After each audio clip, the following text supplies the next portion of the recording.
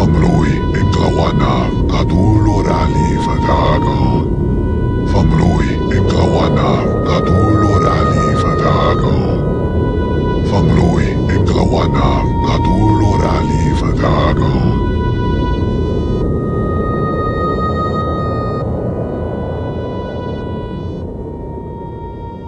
Welcome to the 215th of the Cthulhu podcasts. I'm Philbrick. Today we'll be starting off with the next part of Mr. Standfast, and then we'll have a musical number, and then back for two quick sections from The King in Yellow. Let's get started. Chapter 13. The Adventure of the Picardy Chateau. I looked up Eaucourt St. Anne on the map, and the more I studied its position, the less I liked it. It was the knot from which sprang all the main routes to our Picardy front.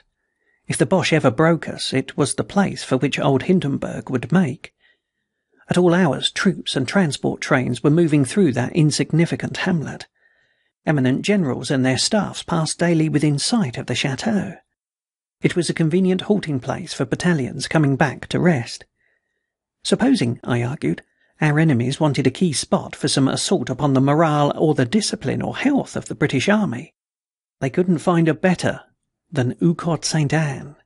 It was the ideal centre of espionage, but when I guardedly sounded my friends of the intelligence, they didn't seem to be worrying about it. From them I got a chit to the local French authorities, and as soon as we came out of the line towards the end of December, I made straight for the country town of Douvecourt. By a bit of luck, our divisional quarters were almost next door. I interviewed a tremendous swell in a black uniform and black kid gloves, who received me affably and put his archives and registers at my disposal. By this time, I talked French fairly well, having a natural turn for languages, but half the rapid speech of the sous-prefect was lost on me. By and by, he left with the papers and a clerk, and I proceeded to grub up the history of the chateau. It had belonged, since long before Agincourt, to the noble house of the D'Eaucourts, now represented by an ancient marquise who dwelt at Biarritz. She had never lived in the place, which a dozen years before had been falling to ruins, when a rich American leased it and partially restored it. He'd soon got sick of it. His daughter had married a blackguard French cavalry officer with whom he quarrelled, said the clerk anyway, and since then there had been several tenants. I wondered why a house so unattractive should have let so readily, but the clerk explained that the cause was the partridge shooting.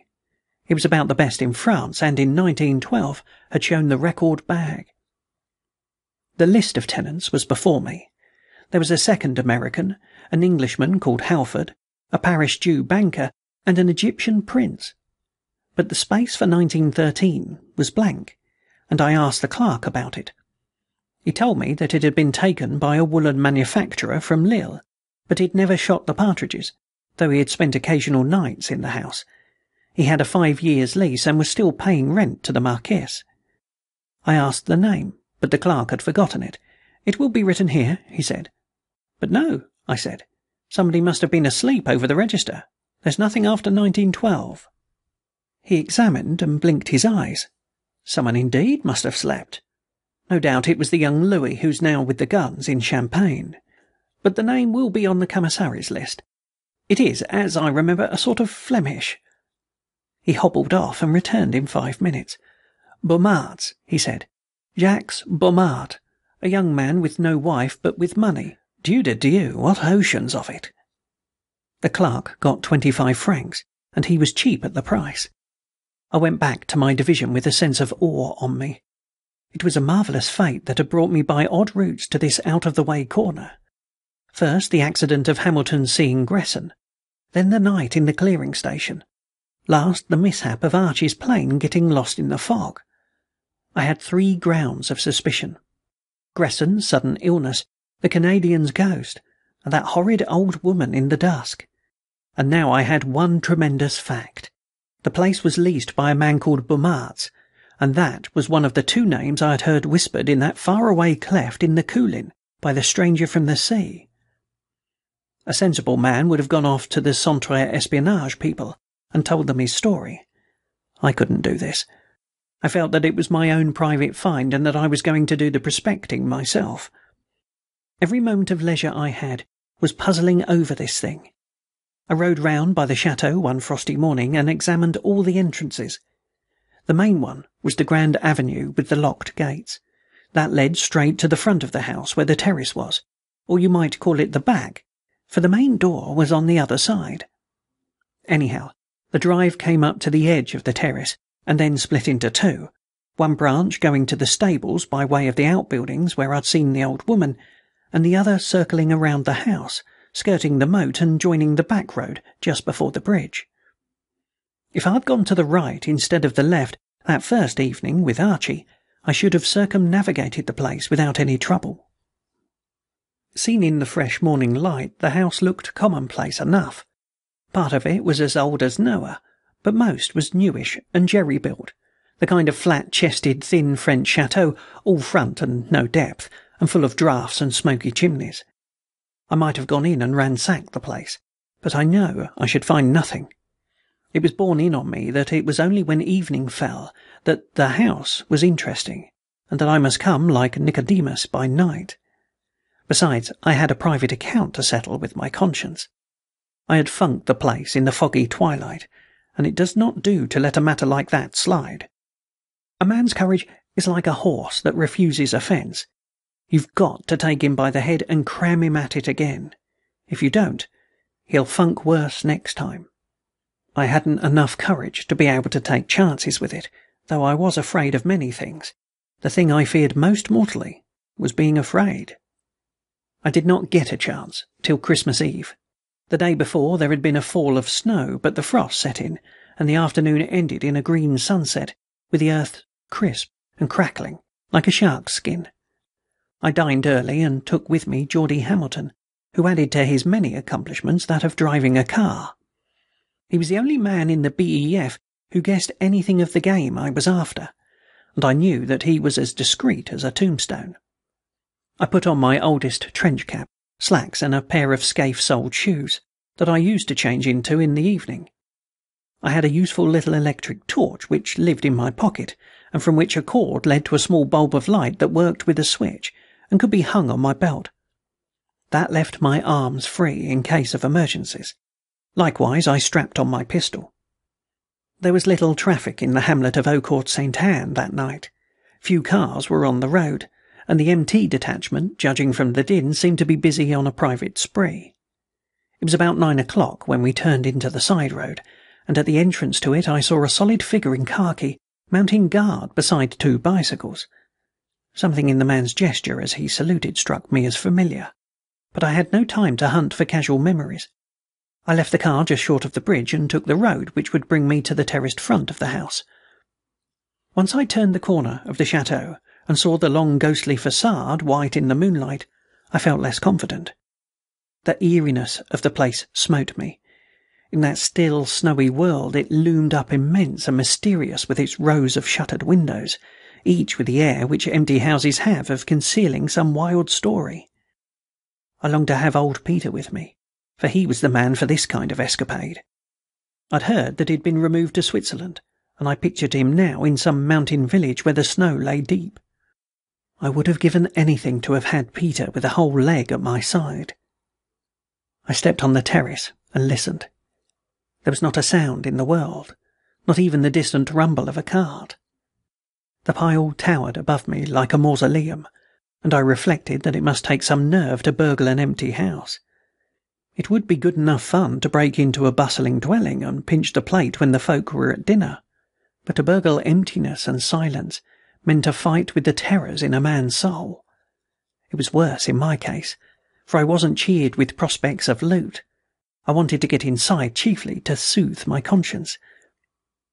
I hadn't much doubt that I would find a way, for 3 years of war and the frequent presence of untidy headquarters staff had loosened the joints of most Picardy houses. There's generally a window that doesn't latch, or a door that doesn't bar. But I tried window after window on the terrace without result.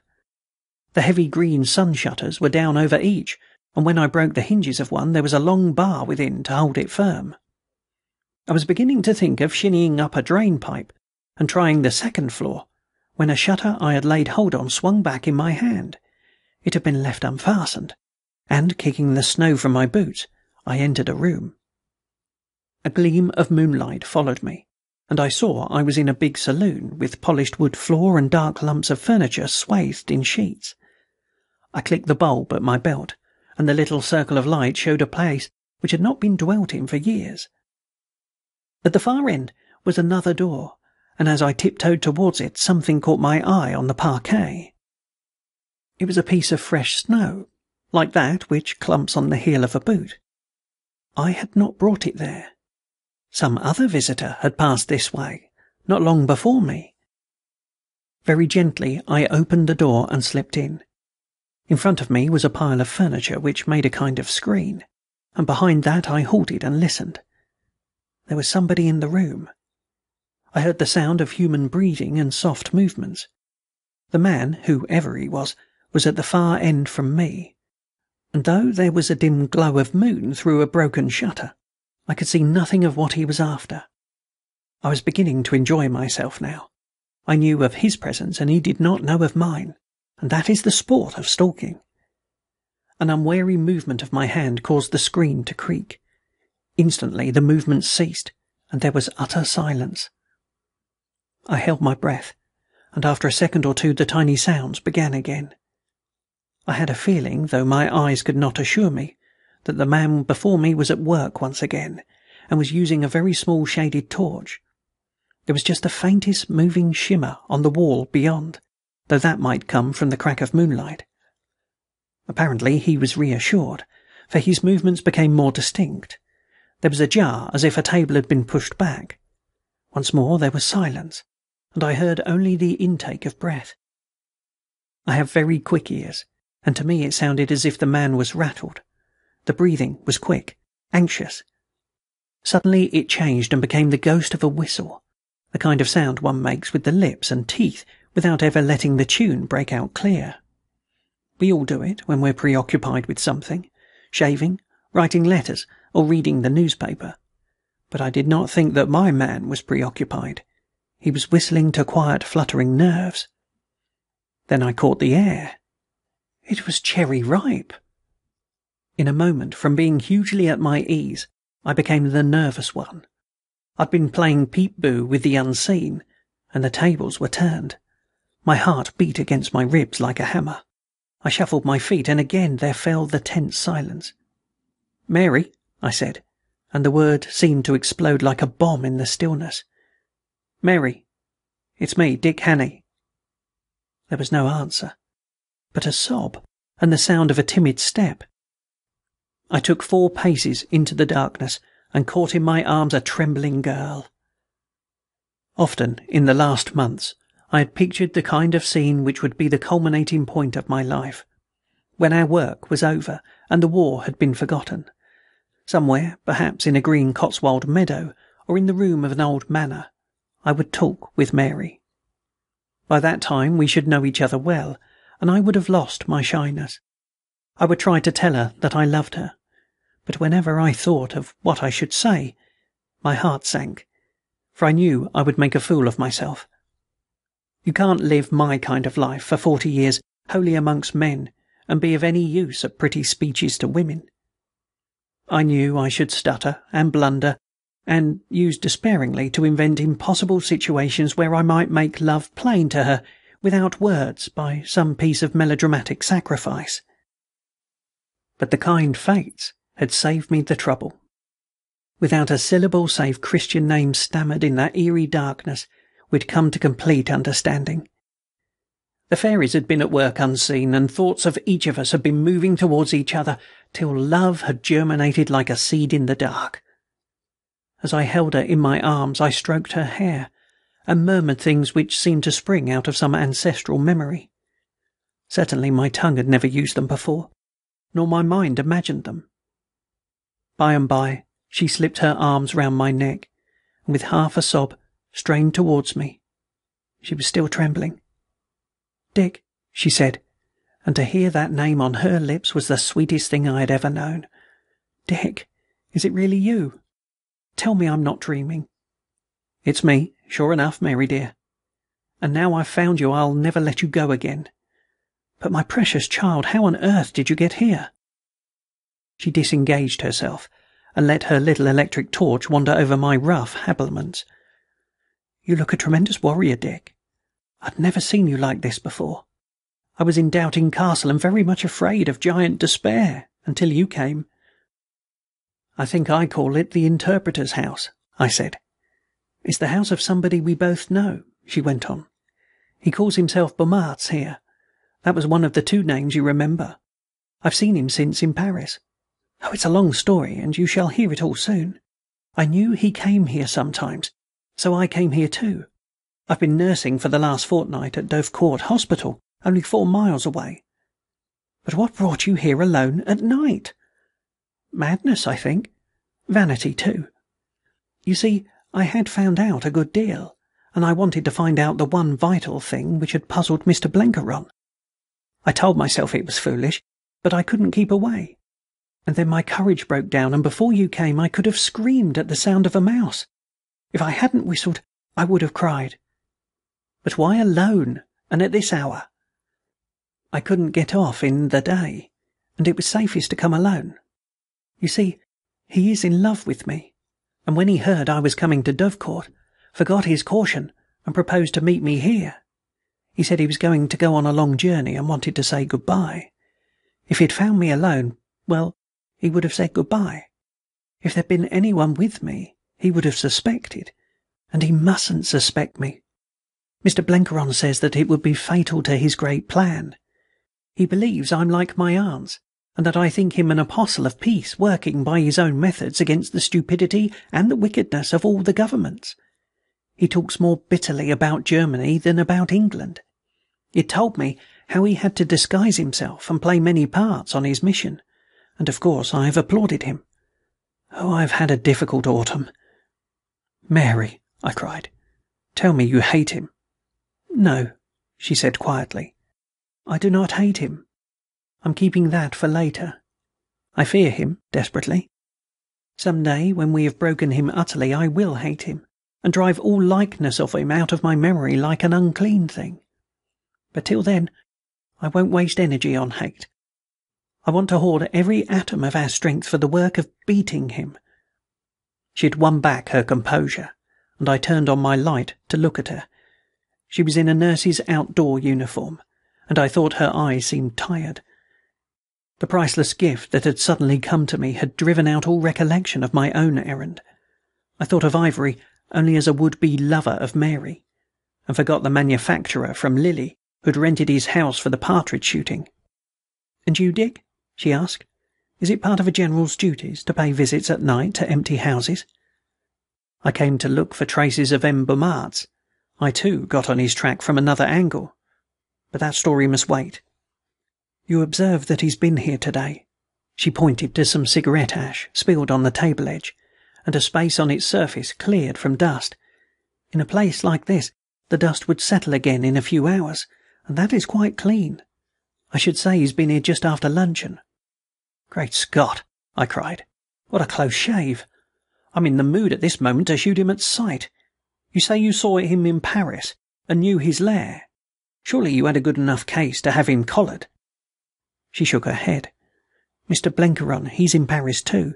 He wouldn't hear of it. He hasn't just figured the thing out yet. He says we've identified one of your names, but we're still in doubt about Chelius." "Ah, Chelius. Yes, I see. We must get the whole business complete before we strike. Has old Blenkiron had any luck?" "Your guess about deep breathing advertisements was very clever, Dick. It was true, and it may give us Chelius.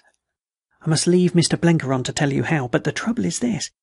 We know something of the doings of someone who may be Chelius, but we can't link them with Ivory. We know that Ivory is Beaumart's, and our hope is to link Beaumart's with Chelius. That's why I came here. I was trying to burgle this escritoire in an amateur way. It's a bad piece of fake empire and deserves smashing." I could see that Mary was eager to get my mind back to business, and with some difficulty I clambered down from the exultant heights. The intoxication of the thing was on me. The winter night, the circle of light in that dreary room, the sudden coming together of two souls from the ends of the earth, the realization of my wildest hopes, the gilding and glorifying of all the future.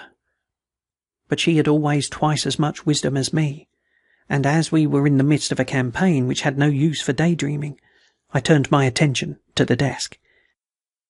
It was a flat table with drawers, and at the back a half circle of more drawers with a central cupboard. I tilted it up, and most of the drawers slid out, empty of anything but dust. I forced two open with my knife, and they held empty cigar boxes. Only the cupboard remained, and that appeared to be locked. I wedged a key from my pocket into its keyhole, but the thing would not budge. "It's no good," I said. "He wouldn't leave anything he valued in a place like this. That sort of fellow doesn't take risks. If he wanted to hide something, there are 100 holes in this chateau which would puzzle the best detective." "Can't you open it?" she asked. "I've a fancy about that table. He was sitting here this afternoon, and he may be coming back." I solved the problem by turning up the escritoire and putting my knee through the cupboard door. Out of it tumbled a little dark green attaché case. "This is getting solemn," said Mary. "Is it locked?" It was, but I took my knife and cut the lock out and spilled the contents on the table. There were some papers, a newspaper or two, and a small bag tied with a black cord. The last I opened, while Mary looked over my shoulder. It contained a fine yellowish powder. "Stand back," I said harshly. "For God's sake, stand back and don't breathe." With trembling hands I tied up the bag again, rolled it in a newspaper and stuffed it in my pocket. For I remembered a day near Peronne when a Boche plane had come over in the night and dropped little bags like this. Happily they were all collected, and the men who found them were wise and took them off to the nearest laboratory. They proved to be full of anthrax germs. I remembered how Eucourt Sainte-Anne stood at the junction of a dozen roads, where all day long troops passed to and from the lines. From such a vantage ground an enemy could wreck the health of an army. I remembered the woman I had seen in the courtyard of this house in the foggy dusk, and I knew now why she had worn a gas mask. This discovery gave me a horrid shock. I was brought down with a crash from my high sentiment to something earthly and devilish. I was fairly well used to Boche filthiness, but this seemed too grim a piece of the utterly damnable. I wanted to have Ivory by the throat and force the stuff into his body and watch him decay slowly into the horror he had contrived for honest men. "Let's get out of this infernal place," I said. But Mary was not listening. She'd picked up one of the newspapers and was gloating over it. I looked and saw that it was open at an advertisement of Wiseman's deep breathing system. "Look, Dick," she cried breathlessly. The column of type had little dots made by a red pencil below certain words. "It's it," she whispered. "It's the cipher. I'm almost sure it's the cipher." Well, he'd be likely to know it if anyone did. "But don't you see, it's the cipher which Celsius uses, the man in Switzerland. Oh, I can't explain it now, for it's very long, but I think I found out what we've all been wanting. Celsius." "Wisht," I said. "What's that?" There was a queer sound from out of doors, as if a sudden wind had risen in the still night. "It's only a car on the main road," said Mary. "How did you get in?" I asked. "By a broken window in the next room. I cycled out here one morning and walked round the place and found the broken catch. Perhaps it's left open on purpose. That may be the way M. Beaumarts visits his country home. Let's get off, Mary, for this place has a curse on it. It deserves fire from heaven." I slipped the contents of the attaché case into my pockets. "I'm going to drive you back," I said. "I've got a car out there." "Then you must take my bicycle and a servant too. He's an old friend of yours, one Andrew Amos." "How on earth did Andrew get over here?" "He's one of us," said Mary, laughing at my surprise. "A most useful member of our party. At presently he's disguised as an infirmier in Lady Manowwater's hospital in Dovecourt. He is learning French and—" "Hush," I whispered. "There's someone in the next room." I swept her behind a stack of furniture, with my eyes glued on a crack of light below the door. The handle turned and the shadows raced before a big electric lamp of the kind they have in stables. I could not see the bearer, but I guessed it was the old woman. There was a man behind her. A brisk step sounded on the parquet, and a figure brushed past her. It wore the horizon blue of a French officer, very smart, with those French riding boots that show the shape of the leg, and a handsome fur-lined pelisse. I would have called him a young man, not more than 35. The face was brown and clean-shaven, the eyes bright and masterful. Yet he did not deceive me. I'd not boasted idly to Sir Walter when I said that there was one man alive who could never again be mistaken by me. I had my hand on my pistol, as I motioned Mary further back into the shadows, and for a second I was about to shoot. I had a perfect mark, and could have put a bullet through his brain with utter certitude. I think if I'd been alone, I might have fired. Perhaps not. Anyhow, now I could not do it. It seemed like potting at a sitting rabbit. I was obliged, though he was my worst enemy, to give him a chance, while all the while my sober senses kept calling me a fool. I stepped into the light. "Hello, Mr. Ivory," I said. "This is an odd place to meet again." In his amazement, he fell back a step, while his hungry eyes took in my face. There was no mistake about the recognition. I saw something I'd seen once before in him, and that was fear. Out went the light, and he sprang for the door. I fired in the dark, but the shot must have been too high. In the same instant I heard him slip on the smooth parquet, and a trickle of glass as the broken window swung open. Hastily I reflected that his car must be at the moat end of the terrace, and that therefore to reach it he must pass outside this very room. Seizing the damaged escritoire, I used it as a ram and charged the window nearest me. The panes and shutters went with a crash, for I'd driven the thing out of its rotten frame. The next second I was on the moonlit snow. I got a shot at him as he went over the terrace, and again I went wide. I never was at my best with a pistol. Still, I reckoned I had got him, for the car, which was waiting below, must come back by the moat to reach the high road. But I'd forgotten the great closed park gates. Somehow or other they must have been opened, for as soon as the car started it headed straight for the Grand Avenue. I tried a couple of long-range shots after it, and one must have damaged either Ivory or his chauffeur, for there came back a cry of pain. I turned in deep chagrin to find Mary beside me. She was bubbling with laughter. "Were you ever a cinema actor, Dick? The last 2 minutes have been a really high-class performance, featuring Mary Lamington. How does the jargon go?" "I could have got him when he first entered," I said ruefully. "I know," she said in a graver tone. "Only of course you couldn't. Besides, Mr. Blenkeron doesn't want it yet." She put her hand on my arm. "Don't worry about it. It wasn't written that it should happen that way. It would have been too easy. We have a long road to travel yet before we clip the wings of the wild birds." "Look," I cried, "the fire from heaven!" Red tongues of flame were shooting up from the outbuildings at the farther end, the place where I had first seen the woman. Some agreed plan must have been acted on, and Ivory was destroying all traces of his infamous yellow powder. Even now the concierge, with the odds and ends of belongings, would be slipping out to some refuge in the village. In the still, dry night the flames rose, for the place must have been made ready for a rapid burning. As I hurried Mary round the moat, I could see that part of the main building had caught fire. The hamlet was awakened, and before we reached the corner of the high road sleepy British soldiers were hurrying towards the scene, and the town major was mustering the fire brigade. I knew that Ivory had laid his plans well, and that they hadn't a chance, that long before dawn the chateau of Eaucourt-Sainte-Anne would be a heap of ashes, and that in a day or two the lawyers of the aged Marquess at Biarritz would be wrangling with the insurance company. At the corner stood Amos beside 2 bicycles, solid as a graven image. He recognized me with a gap-toothed grin. "It's a cold night, General, but the home fires keep burning. I haven't seen such a cheery low since Dixon's mill at Gourley." We packed, bicycles and all, into my car, with Amos wedged in the narrow seat beside Hamilton. Recognizing a fellow countryman, he gave thanks for the lift in the broadest Doric. "For," said he, "I'm not what you would call practised hand with a velocipede, and my feet are dinned with standing in the snow."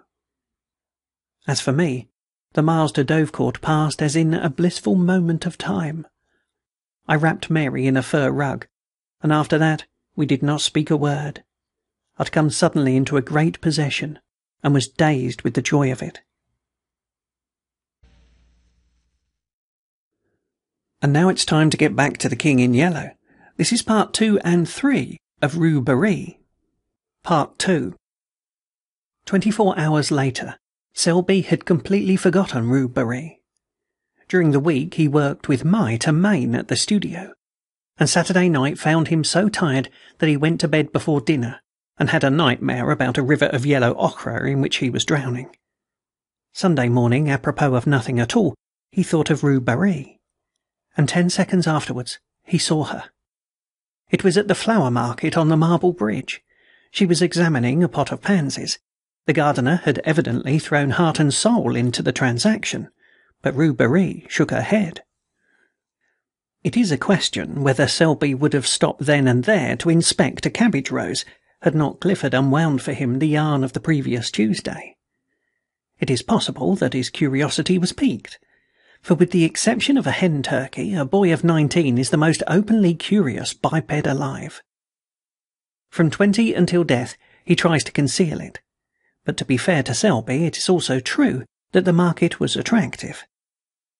Under a cloudless sky, the flowers were packed and heaped along the marble bridge to the parapet.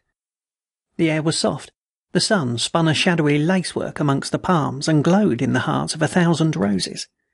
Spring had come, was in full tide. The watering carts and sprinklers spread freshness over the boulevard. The sparrows had become vulgarly obtrusive, and the credulous Seine angler anxiously followed his gaudy quill floating amongst the soapsuds of the lavoirs. The white-spiked chestnuts, clad in tender green, vibrated with the hum of bees, and shoddy butterflies flaunted their winter rags amongst the heliotrope. There was a smell of fresh earth in the air, an echo of the woodland brook in the ripple of the Seine, and swallows soared and skimmed among the anchored river craft. Somewhere in a window, a caged bird was singing its heart out to the sky. Selby looked at the cabbage rose, and then at the sky. Something in the song of the caged bird may have moved him, or perhaps it was that dangerous sweetness in the air of May. At first he was hardly conscious that he had stopped, then he was scarcely conscious why he had stopped, and then he thought he would move on, and then he thought he wouldn't, and then he looked at Rue Barré. The gardener said, "Mademoiselle, this is undoubtedly a fine pot of pansies." Rue Barré shook her head. The gardener smiled. She evidently did not want his pansies. She'd brought many pots of pansies there, 2 or 3 every spring, and never argued. What did she want then? The pansies were evidently a feeler towards a more important transaction. The gardener rubbed his hand and gazed about him. "These tulips are magnificent," he observed, "and these hyacinths—" He fell into a trance at the mere sight of the scented thickets. "That," murmured Rue, pointing to a splendid rose bush with her furled parasol, but in spite of her, her voice trembled a little. Selby noticed it, more shame to him that he was listening, and the gardener noticed it, and burying his nose in the roses, scented a bargain. Still, to do him justice, he did not add a centime to the honest value of the plant, for after all, Rue was probably poor, and anyone could see she was charming. 50 francs, mademoiselle." The gardener's tone was grave. Rue felt the argument would be wasted. They both stood silent for a moment. The gardener did not eulogize his prize. The rose tree was gorgeous, and anyone could see it. "I will take the pansies," said the girl, and drew 2 francs from a worn purse. Then she looked up. A teardrop stood in the way, refracting light like a diamond, but as it rolled into a corner by her nose, a vision of Selby replaced it, and when a brush of the handkerchief had cleared the startled blue eyes, Selby himself appeared, very much embarrassed. He instantly looked up into the sky, apparently devoured with a thirst for astronomical research, and as he continued his investigations for fully 5 minutes, the gardener looked up too, and so did a policeman. Then Selby looked at the tips of his boots. The gardener looked at him, and the policeman slouched on. Rue Barré had gone for some time. "What," said the gardener, "may I offer monsieur?" Selby never knew why, but he suddenly began to buy flowers. The gardener was electrified. Never before had he sold so many flowers, never at such satisfying prices, and never with such absolute unanimity of opinion of a customer. But he missed the bargaining, the arguing, the calling of heaven to witness. The transaction lacked spice. "These tulips are magnificent." "They are," cried Selby warmly. "But alas, they are dear. I will take them." "Dieu," murmured the gardener in a perspiration. "He's madder than most Englishmen. This cactus?" "It is gorgeous." "Alas, send it with the rest." The gardener braced himself against the river wall. "That splendid rose bush," he began faintly. "That is a beauty. I believe it's 50 francs." He stopped, very red. The gardener relished his confusion. Then a sudden cool self-possession took the place of his momentary confusion, and he held the gardener with his eye and bullied him. "I'll take that bush. Why did the young lady not buy it? Mademoiselle is not wealthy." "How do you know?" "Dame, I sell her many pansies. Pansies are not expensive." "Those are the pansies she brought?" "These, monsieur, the blue and the gold." "Then you intend to send them to her?" "At midday, after the market." "Take this rose bush with them, and," here he glared at the gardener, "don't you dare say from whom they came." The gardener's eyes were like saucers, but Selby, calm and victorious, said, "Send the others to the Hôtel de Senat, 7 Rue de Tournon. I will leave directions with the concierge." Then he buttoned his glove with much dignity and stalked off. But when well around the corner and hidden from the gardener's view, the conviction that he was an idiot came home to him in a furious blush. 10 minutes later, he sat in his room in the Hôtel de Senat, repeating with an imbecile smile, "What an ass I am! What an ass!" An hour later found him in the same chair, in the same position, his hat and gloves still on, his stick in his hand.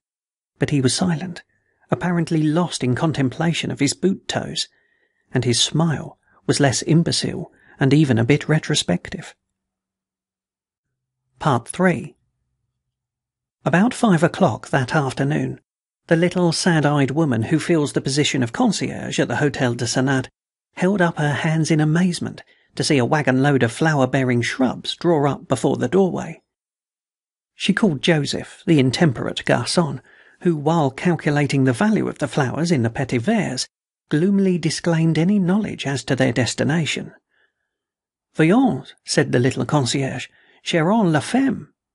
"You?" he suggested. The little woman stood a moment pensive, and then sighed. Joseph caressed his nose, a nose which, for gaudiness, could vie with any floral display. Then the gardener came in, hat in hand, and a few minutes later Selby stood in the middle of his room, his coat off, his shirt-sleeves rolled up. The chamber originally contained, besides the furniture, about 2 square feet of walking room, and now this was occupied by a cactus. The bed groaned under crates of pansies, lilies, and heliotrope. The lounge was covered with hyacinths and tulips, and the washstand supported a species of a young tree warranted to bear flowers at some time or other. Clifford came in a little later, fell over a box of sweet peas, swore a little, apologized, and then, as the full splendour of the floral fete burst upon him, sat down in astonishment upon a geranium. The geranium was a wreck, but Selby said, "Don't mind," and glared at the cactus. "Are you going to give a ball?" demanded Clifford. No, I'm very fond of flowers," said Selby, but the statement lacked enthusiasm. "I should imagine so." And then, after a silence, "That's a fine cactus." Selby contemplated the cactus, touched it with the air of a connoisseur, and pricked his thumb. Clifford poked a pansy with his stick, and then Joseph came in with the bill, announcing the sum total in a loud voice, partly to impress Clifford, and partly to intimidate Selby into disgorging a pourboire, which he would share, if he chose, with the gardener. Clifford tried to pretend that he had not heard, while Selby paid bill and tribute without a murmur, and then he lounged back into the room with an attempt at indifference, which failed entirely when he tore his trousers on the cactus. Clifford made some commonplace remark, lighted a cigarette, and looked out of the window to give Selby a chance. Selby tried to take it, but getting as far as Yes, spring is here at last. Froze solid. He looked at the back of Clifford's head. It expressed volumes. Those little perked-up ears seemed tingling with suppressed glee. He made a desperate effort to master the situation and jumped up to reach for some Russian cigarettes as an incentive to conversation, but was foiled by the cactus, to whom again he fell a prey. The last straw was thus added. "Damn the cactus!" This observation was wrung from Selby against his will, against his own instinct of self-preservation, but the thorns on the cactus were long and sharp, and at their repeated prick his pent-up wrath escaped. It was too late now. It was done, and Clifford had wheeled around. "See here, Selby, why the deuce did you buy those flowers?" "I'm fond of them," said Selby.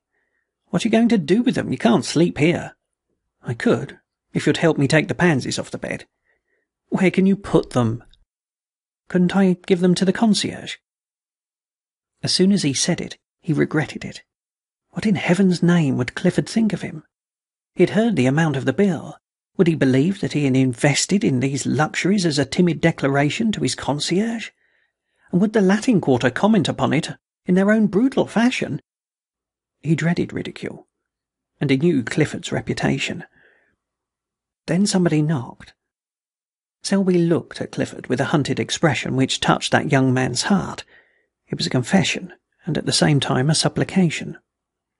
Clifford jumped up, threaded his way through the floral labyrinth, and putting an eye to the crack of the door said, "Who the devil is it?" This graceful style of reception is indigenous to the Quarter. "It's Elliot," he said, looking back, "and Rowden too, and their bulldogs." Then he addressed them through the crack. "Sit down on the stairs. Selby and I are coming out directly." Discretion is a virtue. The Latin Quarter possesses few, and discretion seldom figures on the list. They sat down and began to whistle. Presently Rowden called out, "I smell flowers. They feast within." "You ought to know Selby better than that," growled Clifford behind the door. Then the other hurriedly exchanged his torn trousers for others. "We know Selby," said Elliot with emphasis. "Yes," said Rowden. "He gives receptions with floral decorations, and invites Clifford while we sit on the stairs." "Yes, while the youth and beauty of the Quarter revel," suggested Rowden, and then, with sudden misgiving, "Is Odette there?" "See here," demanded Elliot, "is Colette there?" Then he raised his voice in a plaintive howl. "Are you there, Colette, while I'm kicking my heels on these tiles?" "Clifford is capable of anything," said Rowden. "His nature is soured since Rue Barry sat on him." Elliot raised his voice. "I say, you fellows, we saw some flowers carried into Rue Barry's house at noon." "Posies and roses," specified Rowden. "Probably for her," added Elliot, caressing his bulldog. Clifford turned with sudden suspicion upon Selby. The latter hummed a tune, selected a pair of gloves, and, choosing a dozen cigarettes, placed them in a case. Then, walking over to the cactus, he deliberately detached a blossom, drew it through his buttonhole, and picking up hat and stick, smiled at Clifford, at which the latter was mightily troubled. The King in Yellow continues next time. That's all for today. Opening music was provided by Victor Valdez from the Symbol Project. This file is released on an attribution, non-commercial, no derivatives license. So, until next time.